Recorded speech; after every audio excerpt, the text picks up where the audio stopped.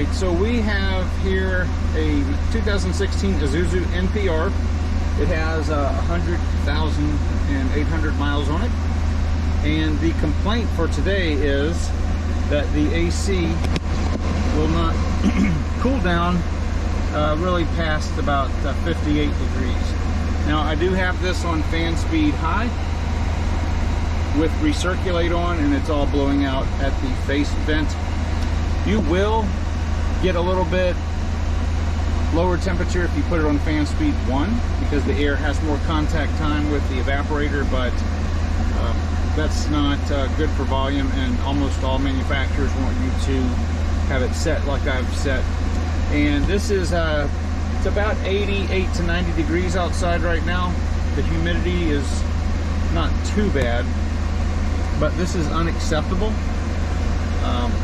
It has been in here running about 15 minutes, so this should be blowing out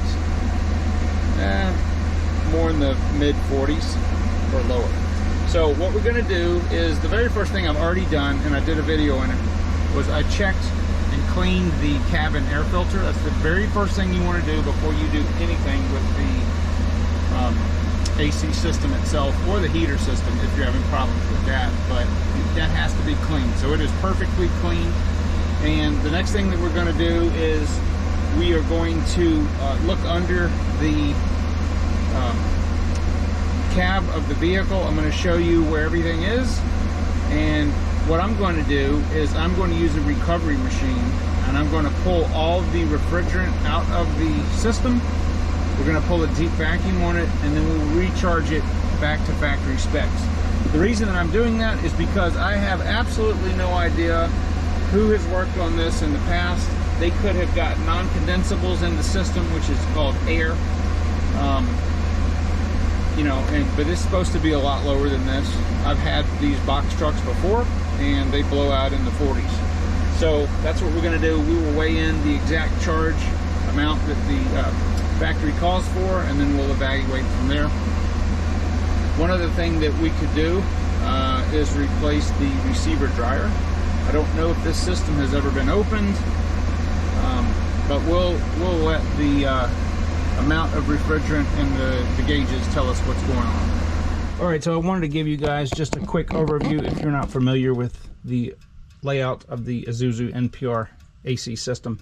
This happens to be the 6.0 liter GM L96 gas engine. If you have a diesel engine, the compressor, AC compressor, is going to be right up here on the top. But right on this model, the compressor is down there below the thermostat housing.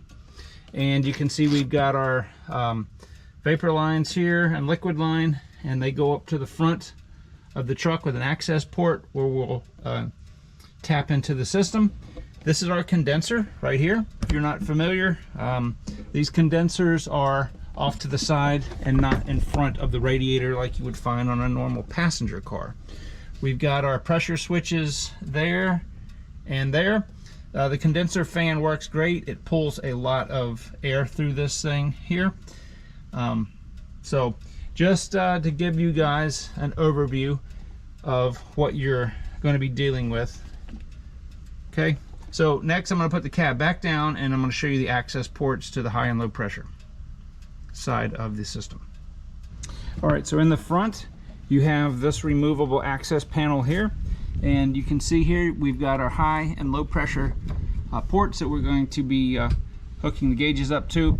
To remove this panel, you will either have a bolt or perhaps a Phillips screw like this one has. You just remove that, okay? And then there's 1, 2, 3, 4, 5 indentions that have little tiny clips in them.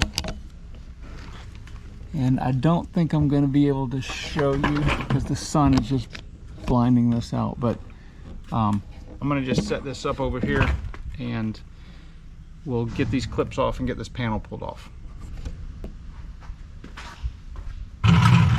So I'm just going to take the screwdriver and very gently press up on the little tab that's there. And you see it's comes off very easy, like that.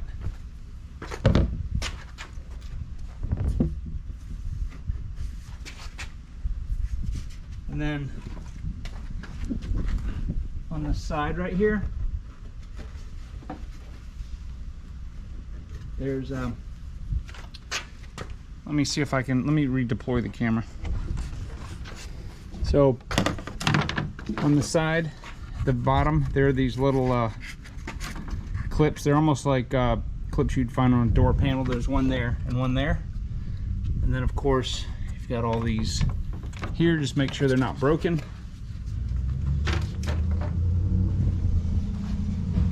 And we've got our full access to our high and low pressure sides, this being the high side, this being the low pressure.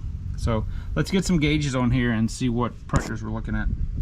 All right, so I've got some of the world's best sealant for air conditioners. This is just thickened refrigerant oil. All right, so it's not an actual, I mean, it will seal. So we're gonna put a little bit right here. It's very good when you're pulling a vacuum. So I'm just gonna put a little bit there and a little bit here. And what this is gonna do is it's going to keep the O-ring lubricated that's inside here. All right, so this is an adapter that I can use with my gauge manifold set. So just going to get it on like that. And notice there was no hissing of any type of refrigerant coming out. That's because these have an open and close depressor in here that you can just slip them on and off like that, and they will not let any refrigerant out until you actually depress it. Okay, so what I'm going to do is I'm going to go grab my gauge set, and then we will see what pressures this system is running. All right, so what that's done is it's opened the valve here, just like if you didn't have this screw thumb wheel, and then we're going to open that. Now we've got pressure in our manifold, so we're showing about 100, what is that, 5, 10, 15, 20, it's 100 and about 100 and almost 115. All right, on both sides. Now what we're going to do before we do anything is we are going to, there's air in these lines right here. Okay, so we want to burp the air out. Just crack this. Okay, and then crack this side till a little bit of refrigerant comes out, a little bit of oil came out, so there's no air in the lines now. We got to find a place to put this. So let me redeploy this camera. All right, so this has been running for a while, and we got stable temperatures and pressures. So on the low side, we're running about 35 psi. And if we look at the pressure and temperature chart for 134A at 35 psi, is exactly, the evaporator should be 40 degrees. Now you can find these charts anywhere online. Just type in 134A PT chart. So the evaporator is supposedly at 40 degrees, but our air is blowing out about 60, I think it was around 60 degrees, which is not good. Now this pressure is going to change with the temperature. Okay, so just because the evaporator, and the evaporator being 40 degrees, there's nothing wrong with that. But the problem is, if this is low on refrigerant and most of what's in the evaporator is nothing but vapor, it's not going to be able to transfer heat as well. So we still need to pull out all of the refrigerant that's in the system and put back the exact amount that it calls for on the, there's a yellow chart or yellow tag right there that shows how many grams this system is supposed to have. So I believe that's what we're going to do. That way we can 100% know that it's got the right amount of refrigerant in it. All right, so I've got our recovery machine hooked up, and I've got our scale, and I've got it on slow recovery. We're just taking vapor out of here. And this will start to go down. So the specs on this say that we're supposed to have between 360 and 420 grams of refrigerant. So we'll see. Alright, so we're pretty much down the vacuum now. This is the pressure going into the tank. And we can see that we are pretty much in a vacuum. I'm manipulating this a little bit to make sure.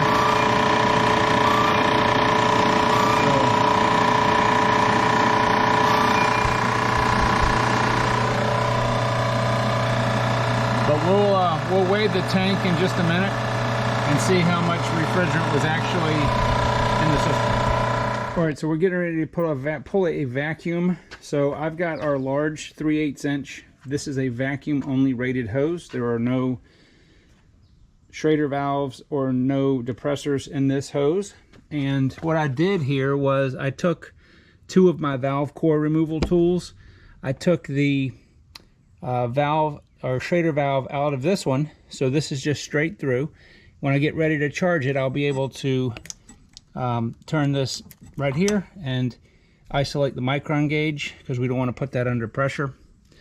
We're only going to be pulling a vacuum on one side, but I'll be able to, when we do that, I'll be able to actually charge on both sides with the system off. That's the fastest way to do it. And I'm going to go ahead and we'll get this vacuum gauge hooked up, turned on, and we'll see what kind of micron rating we can get this down and how fast. All right, so I've got this turned on, right? You see the vapor coming out. That's just from the ambient moisture that's in this hose. I haven't turned anything on yet, so I'll go ahead and we'll do that. Turn that on and that on. We'll open that. We'll open that. And that will, oh, need to open this.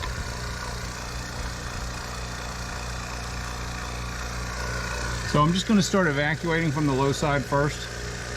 You see how fast it's pulling down with this hose. It is incredibly fast. My goal is to get this way below 500 microns, and then we'll evaluate. I do not believe this system has a leak in it at all. If it did, we could nitrogen pressure test it and see what would happen, but I'll come back so you guys don't have to sit there and look at this forever. So the oil was getting a little cloudy. This oil hasn't been changed in a while, so I'm going to go ahead and change it. I just valved everything off, and it was right at 310 microns. So I'm going to get this changed, and then we'll restart the vacuum pump. All right, so we are down to 280 microns, and we've been sitting here over 20 minutes. So that is really good. So the way that we're going to charge this, I've got, if you see, I've got these valved off. I have not valved that off, and I have this valved off. I've got my 30-pound tank of R134A, and according to the specs, we need 360 to 420 grams for a full charge. So I am going to charge this directly as a liquid on both sides of the because this is off, you can charge directly as a liquid. As soon as it goes in there, because it's under a vacuum, it's going to expand, and that will be fine. We will not be running the vehicle as we charge this. Right, so hopefully you can see the gauge. There's not too much reflection on there. I'm going to try to zero this out. So we need 360 to 420. I've purged all my hoses. The tank is moving just a tiny bit, so I'm going to go ahead and open this, and we'll go to hold on. 360 to 420.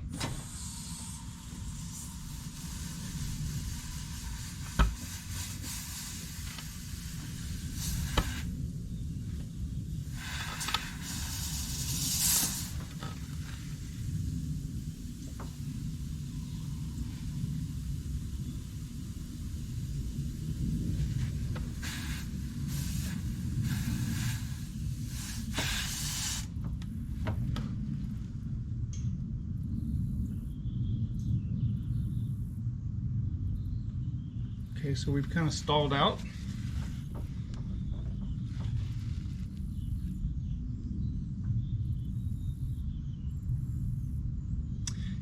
All right, so what we'll do is I will put in, I'll go ahead and crank the truck up. That should be enough to get it to crank up and engage the compressor. All right, it just cranked up.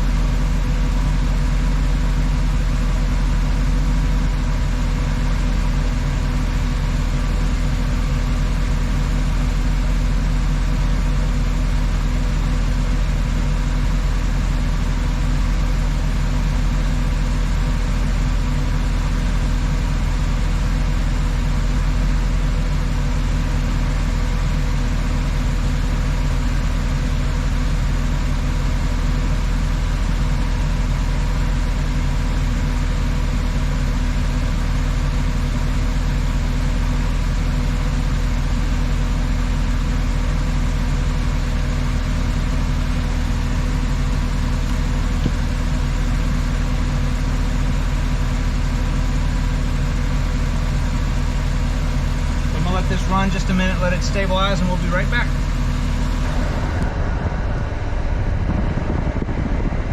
Okay, well, did it make a difference or not? I think it was like 61, 62 degrees or so, thereabouts. Turn it up a little bit higher for you to beat. So it went down almost 20 degrees. Just from having the right refrigerator. Okay, so I don't know if you guys caught the, I made a couple of mistakes. Number one is when you charge the refrigerant on both the high and the low side at the same time with the vehicle off, it has to be off. It has to have been in a deep vacuum. And if you set everything up right like I did, you can charge it. I mean, it literally takes 15 seconds to get all the refrigerant in there. Now, one mistake that I did make, which I think we got 300 and something grams in before it wouldn't go any further, and I did not realize that the fitting on the liquid side was leaking. It was leaking pretty good. So even if you try to be accurate and you try to use all the scales and everything, that, you know, stuff like that happens. So did I get exactly between 360 and 420? To be honest, I don't know how much is in here. It's very close.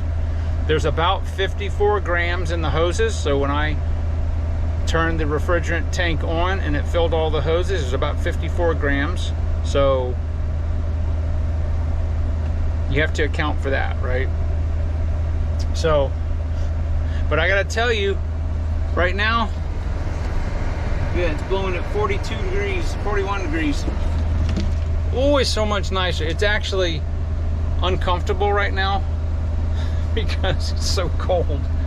But so the moral of the story is, if your charge is off by maybe, you know, 3 or 4 ounces sometimes in a small system like this, that's a lot. So yeah, it made a big difference. So what would I have done differently? Well, number one, I probably instead of using those valve core removal tees that I used, I may just use regular tees. Those are great because they're vacuum rated, but they're very long because they're designed to pull out Schrader valves with the system under pressure and put them back in. So I may use something different, but I do like the fact that I was able to use the 3/8 inch hose, and having the 3/8 inch hose pulling on the low and the high side at the same time will pull it down very nicely. And you saw it got down to 200, I think 280 microns, which is really good. So we're at 40 degrees now, 40.8. The other thing that I would do is I probably, because I don't know the service history of the air on this truck, but what I would do is I would probably replace the receiver dryer, just in case. I'm pretty sure that, well, I don't know, I can't speculate. There may have been a little bit of air in the system, some non-condensables, who knows. But anyway, whatever the case, it's blowing super cold now, and I'm very thankful for that. So I'm actually going to turn this off because I need to go get something to eat. But anyway, guys, I hope this was informative, and if you'll just get the right tools, if you'll get a recovery cylinder and a tank, or you'd have to take it, I don't know how much somebody would charge to vacuum it or to pull the old refrigerant out. And if vacuum pumps aren't that expensive, you just need to really get some good hoses that are vacuum rated. So anyway, guys, thank you very much for watching, and I will talk to you on the next video.